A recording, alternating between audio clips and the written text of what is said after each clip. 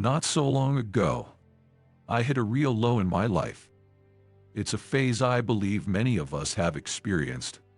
Everything around me felt dull and monotonous. My health declined, and the fire of enthusiasm that once burned bright within me had dimmed. It was terrifying how this impacted both my personal life and my work. Every morning, as I gritted my teeth, I would tell myself, "Here we go, another day in the same old routine. But I have to push through. I must." But those tedious days stretched on, and the feeling of paralysis, the sensation of being trapped, seemed to worsen by the day. I knew I needed help. So, I sought out a doctor. He was older and, at first glance, seemed rather stern. To my surprise, behind that unfriendly facade lay a profoundly wise and experienced soul. I poured out my heart to him, explaining how I felt stuck. "Can you help me?" I asked hesitantly. "I don't know," he responded slowly, resting his arms and studying me intently.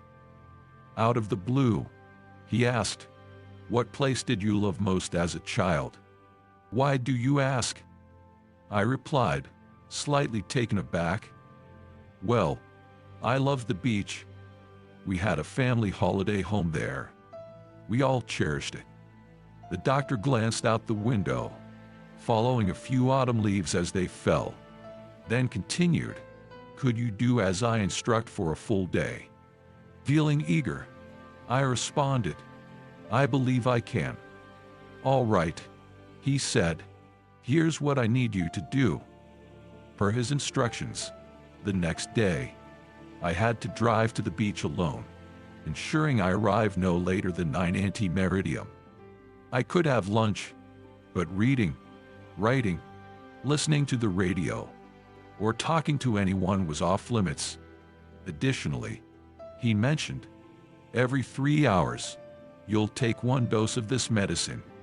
He then tore a blank sheet into 4 pieces, scribbled something on each, folded them, numbered them, and handed them to me. "Take these at 9 a.m., noon, 3 p.m., and 6 p.m. in that order." "Are you serious?"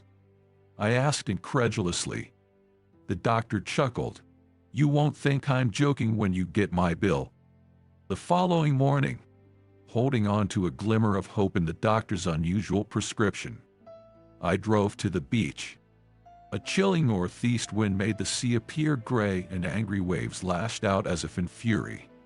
Sitting in my car, I faced a seemingly endless, empty day ahead. But then, I unfolded the first piece of paper. It read, "Listen intently." Confused and slightly irritated, I thought, he must be mad. He's taken away all my usual distractions. What's left to listen to? Regardless, I decided to follow his advice. Raising my head, I listened. The rhythmic roar of the waves, the distant cries of seagulls, and the hum of an occasional airplane overhead were all that met my ears. So familiar. Exiting the car, the gust of wind slammed the door behind me. A thought struck. Was I meant to focus on these very sounds? Climbing a sand dune, I was overwhelmed by the magnified sound of the roaring waves, drowning out everything else. But suddenly, it dawned on me that beneath the overpowering sound of the waves might lie subtler sounds, the gentle rustling of sand, the whispers of the wind through the wild grasses. If only one listened closely enough. Feeling a strange compulsion, I plunged into the water and dove deep, laughing at my impulsiveness. Ducking beneath some seaweed, I discovered that, with true intent, one could even discern moments when everything seems to pause in anticipation. In these brief silences, every thought freezes, offering the mind a respite. I slid back into the car, settling behind the wheel, my ears attuned to every sound, as the deep rumble from the vast ocean reached me again. My mind wandered to the raging storms that brewed at the heart of these waves. My thoughts stretched, transcending to entities far more immense than my own existence, making my heart flutter with intrigue. And so, the morning crawled by. I was so accustomed to diving into problems that their absence felt like a vacuum, pulling me down.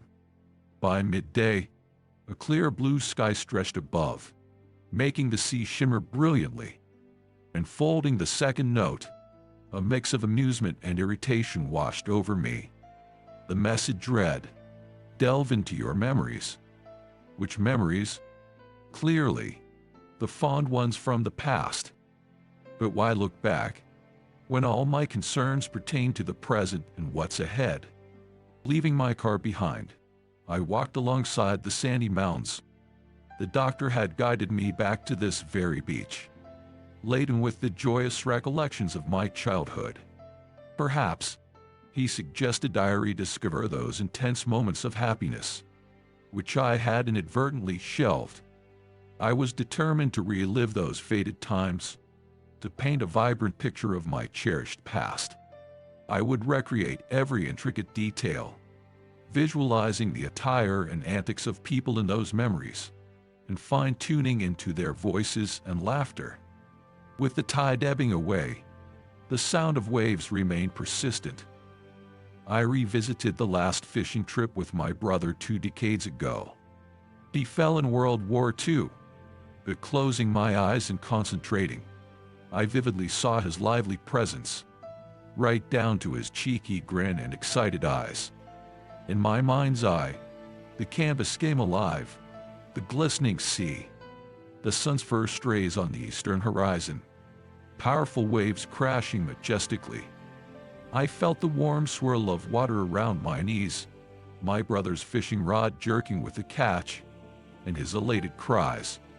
I painted this picture with precision, not letting time tarnish its essence. These images passed, and I continued.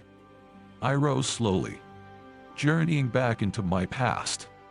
Those who are truly happy exhibit confidence and decisiveness. If one earnestly seeks moments of joy, won't they find strength? The afternoon sped by.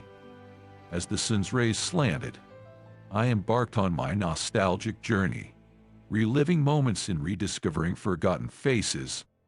Over the years, I recalled numerous events but neglected past joys. A warmth enveloped me, realizing that no act of kindness ever loses its essence. By 3 in the afternoon, as the water receded and the waves whispered, the sea seemed to breathe, its rhythmic inhale and exhale. The dunes now felt like home. I felt relaxed, content, and somewhat smug. The doctor's prescriptions were surprisingly pleasant. Yet, I hesitated before the third note. The instruction felt imposing. Reflect on your motivations. Initially defensive, I thought, my motives aren't impure. Desiring success, recognition, love, and security seemed universal. Right. But a nagging voice in my head suggested that perhaps not all my motivations were pure. Maybe that's why I felt stuck. I scooped up some sand, letting it trickle through my fingers. In the past, my successes came effortlessly. Recently, though, everything felt premeditated, but things didn't flow. Why? I was chasing rewards rather than the work itself. The essence of giving, aiding others, and dedicating myself got lost in the rush for personal gains. Suddenly, it struck me, impure motives lead to fruitless endeavors. It doesn't matter if you're a postman, hairdresser, insurance agent, stay-at-home dad, or housewife. When you feel you're serving others, you excel. If it's just about personal gains, you falter. That's life's natural order.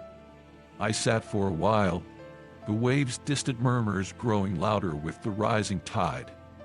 The sun's last rays were almost disappearing at the horizon. My seaside day was wrapping up, and I felt a deep admiration, even envy, for the doctor and the medicine he provided.